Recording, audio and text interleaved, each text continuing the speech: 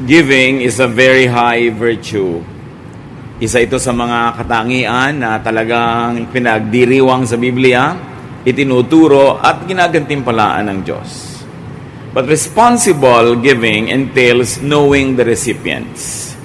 Hindi sapat na parang naghahagis ka ng blessing sa hangin at bahala na lang kung sino ang makasalo nun.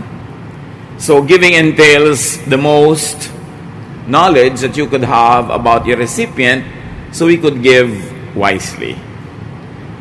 Sa atin pong pag-aaral ngayon, sasariwain natin at reviewin how to give wisely, how to know our recipients, and how to be good recipients ourselves. Ang pag-aaral natin, pinamakitang 3 recipients. 3 mga tagatanggap. Salamat, Panginoon, sa kalusugan na aming katawan, sa kakayanan na magtipon-tipon para kayo sambahin. Salamat sa laya na ibigay niyo sa amin para mabigyan namin ng pansin ang pagtitipon-tipon ngayon. Nawa, Panginoon, ang bawat isa na dumating, darating pa, pagpalain niyo. Reward people's faithfulness to be at worship, and may you not only enlighten us spiritually, but also heal our bodies. Improve our health, O God. Touch us physically, emotionally, mentally, spiritually. Dalangin namin na maging kapaki-pakinabang ang pagtitipong ito, hindi lang para sa amin, kundi sa lahat ng mga taong nai-impluwensya namin at nahihipo ang buhay. Descend into our hearts, O God. Cleanse us, empower us. Pasiglahin niyo po ang aming katawan at espiritu, pagliwanagin ang aming isip, at maunawa namin ang mensahe niyo para sa bawat isa sa amin. So we ask you, Father, to be our speaker. Lead us, teach us, and use your servant only as your instrument. Father, we ask you, we thank you, in the name of Jesus, the greatest giver, in the name of Jesus our Lord, our Savior, and our friend. Amen. May 3 recipients na dapat tayong suriin at kilalanin. At malaking hamon po sa atin na suriin din ang ating sarili bilang recipient kung alin tayo sa 3 ito. At kung tayo nagbibigay, masuri natin at mauri yung binibigyan natin. One recipient is the needy.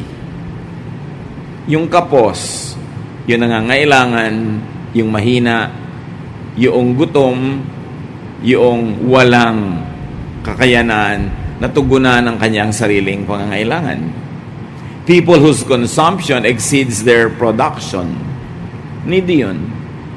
Naghahanap buhay pero kulang pa sa sarili niya. Kulang at kulang din, lalong-lalo naman kung there is no production at all. Because of personal limitations. Halimbawa, edad, kalusugan, o kaya pansamantalang kahinaan na hindi makapaghanap buhay, like those who could not produce what they need because of calamities that befall their lives. Meron silang mga temporary setback at yung mga yan ay kailangang tulungan. Meron din naman needy because of personal negligence. Tamad, halimbawa. Pabaya. Palaasa. Ayaw magsikap. Madaling sumuko, ayaw na nahihirapan. Proverbs 6:10-11, sleep a little, doze a little, fold your hands and twiddle your thumbs. Suddenly, everything is gone, as though it had been taken by an armed robber. Sabi, sige, magpahalo-halo, kip-kip ka, magpaantok-antok, magpa-relax-relax, at bigla mo nalang makikita naghirap ka, daig mo pa ang nanakawan o na-hold up. Dahil wala kang makain, wala kang magastos, wala kang maitugon sa iyong mga pangangailangan. How do you give to these types of people? Give some to the needy. Konti lang. Matthew 6:11, give us our food for today. Sabi, give us today our daily bread. Yung pangangailangan lang na yun. Dahil bagamat nangangailangan at kailangan bigyan, hindi dapat makonsinti ang mga tao na laging nangangailangan at laging binibigyan. So, ang binibigay mo, konti lang. John 6:26, up to 66 actually. Jesus answered, I tell you for certain that you are not looking for me because you saw the miracles, but because you ate all the food you wanted. Nung naghimala ang Panginoon, marami siyang pinakain, mamaya sundan siya ng maraming tao. At kunwari, ang hinahanap-hanap nila yung mga katuroan, pero actually, bistado sila ng Panginoon. Sabi, ang gusto nyo lang yung pinakain ko kaya kayo nandyan. Kung talagang meron kayong kailangan sa akin, ang dapat ang kailanganin nyo at gustuhin nyo matanggap mula sa akin, I am the bread from heaven. Eat the spiritual food I give you. Eat my flesh, drink my blood. Meaning, absorb what I teach you until it becomes a part of you. Huwag nyo lang hanapin yung material benefit that you get from my presence, but get the spiritual one. Hindi naman yung gusto ng mga tao, kasi ang gusto talaga nila to give because they want and they need bread. So sa verse 66, because of what Jesus said, many of His disciples turned their backs on Him and stopped following Him. Nung panahon pa lang ni Jesus, meron na mga tagasunod na biglang humihinto sa pagsunod pag naisip nila na hindi naman sila makakabenepisyo sa paraang gusto nilang mag-benefit. In fact, people choose the way they want to benefit from God, from Jesus, or from their Christian leaders. And if their selfish interests are no longer served by following, they will stop following. Conditional ang pagsunod nila pag lang ayon sa kanilang pangangailangan o panglasa. When you give to the needy, and I want you to think of people that you give to right now, that's consumption. He will consume it all for himself. So sabi nga natin, konti lang, uubusin lang niya yan. All throughout the Bible, we see teachings that encourage production, not just consumption. That we must produce excess wealth, that we should produce more than what we need. So hindi mo inuubos sa kabibigay sa mga taong walang gagawin, kundi kainin lang ang ibinibigay mo. Mapupunta lang yan sa immediate need nila. No? Giving too much might encourage mendicancy, dependence, sloth. People become overly dependent and lazy because hindi mo naman titiisin . Kaya maraming mga batugan sa Pilipinas kasi hindi natin tinitiis. Hindi tinitikis. Alam niya, hindi siya matitikis ni ate. Hindi matitikis ni nanay, so hindi bali ng walang hanap buhay pero inom pa ng inom ng beer. Wala namang hanap buhay, biglang may aanak ang kung sino, magkakaanak ngayon, wala namang pambili ng gatas, hindi naman matitiis ni kuya. Nagiging mga consentidor tayo. Give to the needy. That's charity. Only case to case. And not beyond reasonable circumstances that you're already creating a culture of mendicancy. A culture of dependence. And we create leeches. Mga linta na walang iniisip kundi kaninong dugo ang masisipsip ngayong araw na ito. Mga gusto maglasing ng didilihensya ng pambili ng alak nila. So, this is one group. Ihiwalay natin yung talagang needy because of their age, too young or too old, or because of their health, or because of the circumstances that prevent them from being fruitful, though they want to be fruitful. Iba yun. We give to them. Because those people, hindi mo bibigyan yun forever. Makaka-recover yun dahil masipag, maghahanap buhay yun. Pero pag sinanay mong bigyan yung mga palaasa, buong buhay, kumuha ka ng talagang ipaghahanap buhay. Hindi ka makakatakas dyan. Pag sinimulan mo, magagawa mo yun, pero puputulin mo ang relasyon, makikipagkasira ka, at ang ending nun, galit siya sa'yo at masama ka. You also give to the number 2 type of recipients, the deserving. Those who earned what they will receive. That is called wage. Sweldo. Sahod.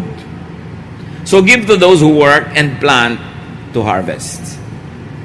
Luke 10:7, the worker deserves his wages. Hindi yung may kumpanya ka, may mga kamag-anak ka sa kumpanya, mas malalaki yung sweldo nila kahit wala silang ginagawa, kesa doon sa ibang ang daming trabaho pero hindi mo kasi kamag-anak. Hindi naman charity yung kumpanya mo eh. Production yon. So you should reward those who produce and punish those who don't. Siyempre, nakakasira ng moral ng mga manggagawa yan kung merong sumusweldo ng laki-laki, hindi naman niya deserved. So, hindi dapat yun ginagawa ng mga anak ng Diyos. Galatians 6:7, you will harvest what you plant. The people of God must make that happen. When you have the power, when you have the influence, and people are working under your authority, you must make them harvest what they plant. Reward them if they are working well. Because people plant expecting to harvest. People do work expecting to be paid. And they do extra work expecting to be paid extra. Dapat hindi natin tinitiway-tiway yung mga nagsisilbi ng higit sa pangangailangan. Dapat may reward yun. And of course, a harvest is always more than what you plant. Alam nga nagtanim ka na isang buto, ang harvest mo na isang buto. Ba't ka pa nagtanim? Napagod ka lang. So dapat tuwing nag-harvest, mas maraming ina-harvest kaysa sa itinanim. And as people who have the influence and the power to make that happen, make that happen. That people who are good are rewarded. Give more to the deserving. That's justice. And that is sound production policy. Pagka fair ka sa negosyo, yung mas nagbibigay sa'yo ng good service, mas binibigyan mo ng good reward, lalo silang mamamotivate to do good. Hindi ka obligado mag-tip sa mga waiter na hindi ka naman inasikaso. Kung bakit may mga waiter na walang harap, puro likod, lagi silang nakatalikod. Halos kulang na lang na magsirko-sirko ka, hindi ka pa nila makita. Senyas ka na ng senyas. So, kung tinatalikuran ka, talikuran mo rin. Why reward somebody who does not deserve it? And sometimes that is the mistake of people who want to be good. We give to the needy more than we give to the deserving. You give to the deserving. Hindi yung anak, kawawa naman yung kapatid mo, walang kapera-pera, so sa kanya lang natin ibigay itong bukid. Kaya naman walang kapera-pera yung anak nyo, sa katamaran yan. Hindi yan nag-aaral, hindi yan nagsikap, tapos sa kanya yung ibibigay yung bukid. Ikaw naman kasi, magaling ka naman ng abilidad mo, so bahala ka na sa buhay mo. That is injustice. At maraming magulang ganun. They reward their most lazy son with freebies. And they punish the responsible children with a lot of responsibilities. Kaya paulit-ulit, paikot-ikot yung ating culture of mendicancy, of dependence. Dahil sa mga konsentidor na magulang. Iiyakan yung anak na masipag. Kawawa naman yung anak mong, yung kapatid mong tamad. So yung pinagsipagan mo sa kanya mo ibigay. Siyempre, nabablockmail naman ng maraming nanay yung mga anak nila. So ibibigay ni anak kahit masama sa loob. But that is not right. Kung may ibibigay ka kay tamad, yun lang kanyang daily bread. Hindi weekly. Dahil pag ibinigay mo yung weekly, sasanglan niya yun. Bebenta niya yun. Bigyan mo yun ng pambili ng gamot na for 1 week. Ibebenta niya yung gamot. Bukas, eto na naman sa'yo, humihingi na naman. So give to the deserving. Because the people of God are just.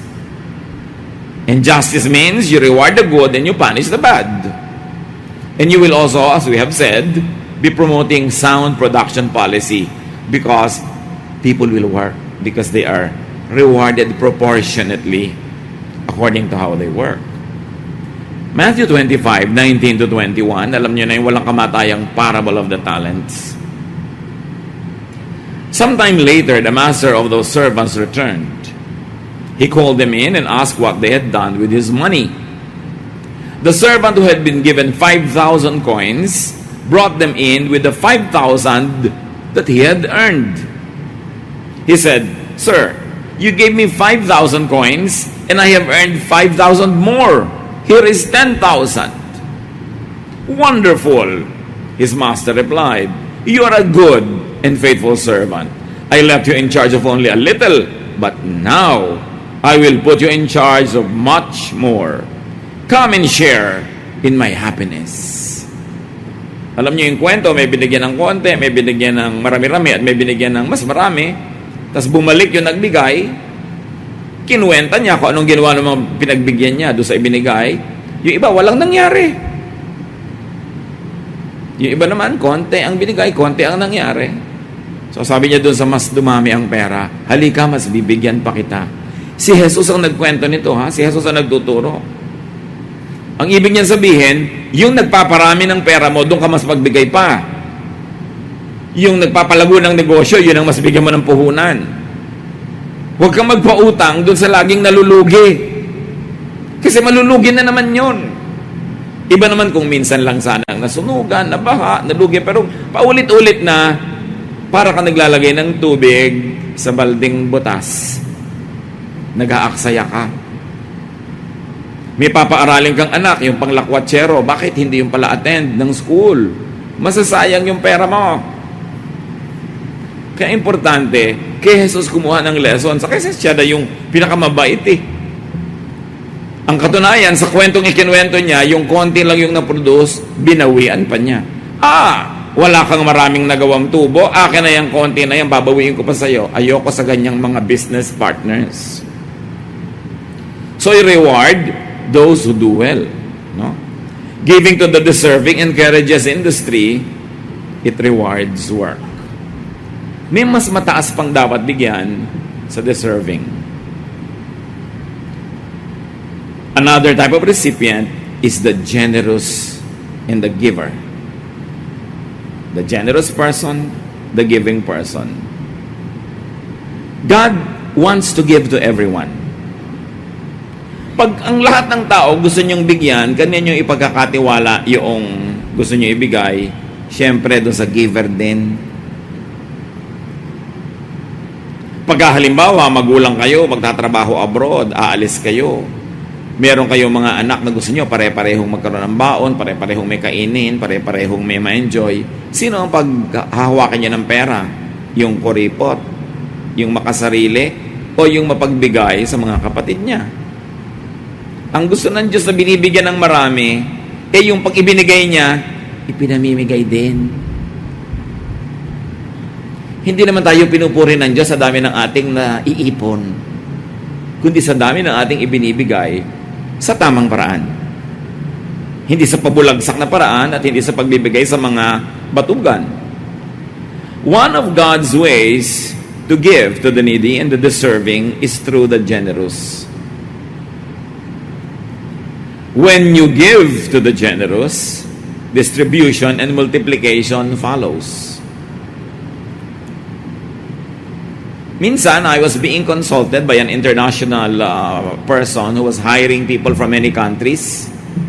Sabi niya, if I had a position open and I'm going to take in somebody from Germany, from America, or from the Philippines, sabi niya, from which country should I get this person who will be paid well?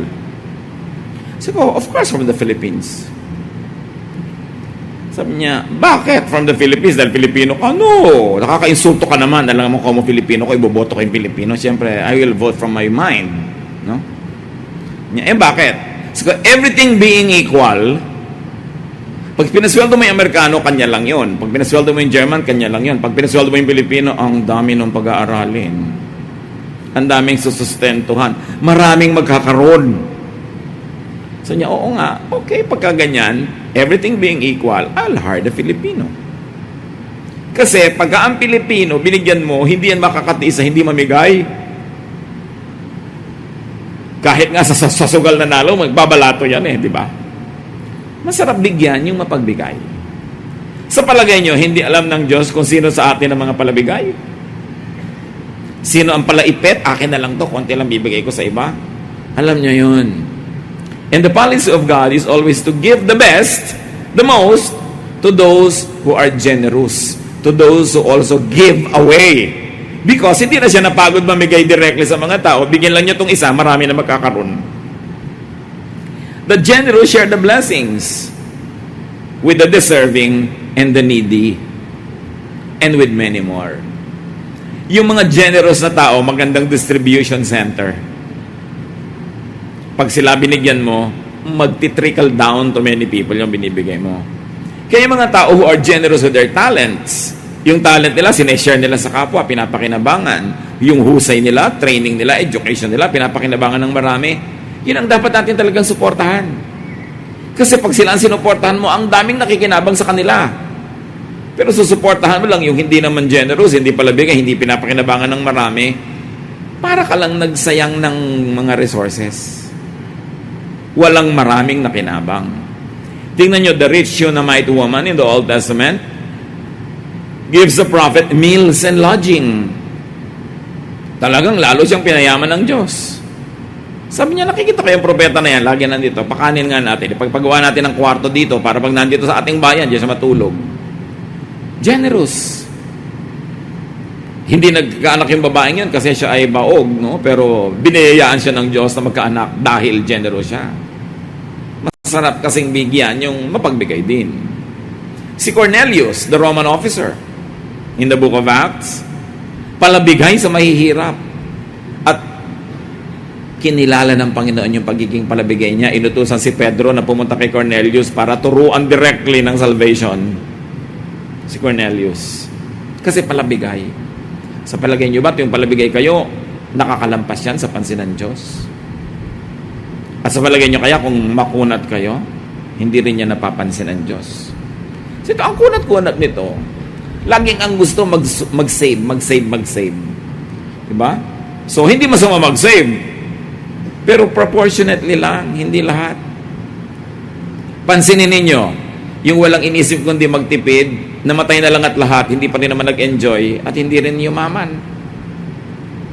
At kahit yumaman yun, may ibang papapak ng kayamanan niya. Isang bulagsak na anak, isang walang kwentang asawa, o kung nakamatay niya yung kayamanan, isang pamangkin na naunang salakayin ng kayamanan niya nung naghingalo siya. Wala namang napapala sa buhay yung makukunat, ha? Puro pagtitiis, pagtitipid, kwenta ng kwenta, at mamamatay din lang yon tulad nung magastos. Hindi nyo ba napapansin yung mga magastos, hindi naman nauubusan ang ginagasta. Si Lord kasi, kung economy siya, gusto niya nagsisirculate yung money, ayaw niyang i-stale yung money, nakatabi lang dyan. Circulate. Because when money circulates, dumadami yung halaga niya. When money changes hands, it increases in value. So dapat ikot ng ikot talaga yung economy. Sabi sa Proverbs 11:25, give a cup of water and you will receive a cup of water in return. Some versions say, he who refreshes others will himself be refreshed. Sabi ni Lord, ito ang hilig magpa-refresh sa iba, ire-refresh natin siya lagi. At sa Luke 6:38, if you give to others, you will be given a full amount in return.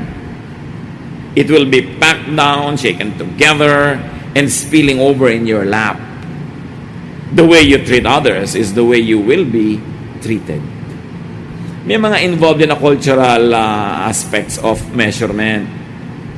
Kasi nung araw, pag bumibili ka ng grain, pag magaling yung pulso na nagsasali ng grain, buhaghag yun. Napuno na yung salop, pero pag siniksik mo, tiniktik mo ganun, bababa pa. Kaya nang sabi ni Lord, pagka magaling ka magbigay, ang ibibigay sa'yo, titiktikin pa, ay meron na namang space, lagyan uli, titiktikin uli, hindi yung basta't parang napuno na, pwede na. Yung mga magbibigas na marunong mandaya, alam niyo sinasabi ko. Nung araw lalo na sinasalo pang bigas, sasalukin na ganyan, tapos pinapaulan, yung mga lumalaglag yung mga butil na parang lumilipad-lipad, kasi pag landing nun, may mga spaces in between. Puno na agad yung salop. Ang bilis niya magsalin sa supot, kasi pag nagtagal, bababa yung grain. Kaya ang sabi, shaken together. Ang ibibigay sa iyo, hindi ka dinadaya. Puno at umaapaw pa. And over spilling in your lap. Why? Because when people then bought grain, wala naman silang basket, yung mahahabang damit nila, kukunin nila yung laylayan, itataas sila hanggang tuhod, at doon nila sasahurin yung binibili nilang grain. Kaya sabi, it will pour over your lap. Ibig sabihin lang, sobra-sobra ang ibibigay sa iyo pag generous ka. Isang napakatotoong pangako na mapapatunayan mo lang kung generous ka nga. Pero yung mga, huy, be wise. Kailangan mag-wise lang tayo. Yun, hindi nila yung kahit kailan mapapatunayan na totoo. Some people are needy because they are not deserving nor generous. Sasabihin ng iba, mahirap na nga tayo, magbibigay pa tayo. Balik na rin nyo. Baka kaya ka nga naghihirap kasi hindi ka pa nabigay. Dahil sa katatalino mo, kakukuripot mo dahil mahirap ka, yumaman ka ba? Did it work? Or it doesn't work? Siyempre, if the shoe doesn't fit, change it. Kung yung style mo sa buhay, hindi ka naman dinadala sa gusto mong marating, palitan mo yung style. Pagka sobra kang kuripot, wise, lagi kang lamang, makahalata ka na hindi ka naman talaga lumuluwag din. So, marami nananatili silang needy because they are not deserving or they are not generous. So, to the needy, and you are needy because of your own fault, they are needy because of their own fault, give a meal. Ilang ibigay nyo? Give us this day our daily bread. Pag may binigyan mo yung tamad, bakit ganito pang ganitong araw lang? Ano bang sabi ng dasal? Diba? Bigyan mo kami na makakain ngayon. Ngayon. Yan lang yan. Huwag ka na mag-antay ng bukas. Pumila ka ulit dyan bukas kung gusto mo. In other words, don't make the lazy feel so secure. They will never work. In fact, buti nga binibigyan ka pa ni Lord ng daily bread. Kung kay Paul ka natapat, wala ka matatanggap. 2 Thessalonians 3:10, sabi niya, we also gave you the rule that if you don't work, you don't eat. Not even a daily meal. Not even the bread for today. Nothing. So, hindi ka naman nagtrabaho bakit ka kakain? Hindi ka naman nagtatrabaho, gusto mo pang mag-spa. Kakapal mo naman. Spa? Spunk gusto mo? Diba? Spa? Gusto mo pa magpa-food spa? Hindi mo ikas-kas sa bato yung mga libag mo para matanggal? Magpapa-scrub ka pa, wala ka namang hanap buhay. At maraming ganon. Hindi pa sapat na kakain na may cheese. Gusto ko may mayonnaise. Gusto pa mainit lagi ang kakainin, nagagastos pa ng gas sa pagpapainit ng kakainin, hindi naman kumikita. Mabuti kung sobrang bata, sobrang tanda, o may sakit, understandable yun. O dinayo siya ng isang dilubyo na hindi naman lagi, then kailangan suportahan. Pero habang buhay, no. So, to the needy, give just a meal. To the deserving, give a feast. Ay, ba't ang dami? Deserving ka Diba? Deserving ka. Okay lang yun. And to the generous, give so much blessings that he will have no room to contain it. Yan ang pinakamagandang bigyan, yung generous din. After all, he would really share it anyway.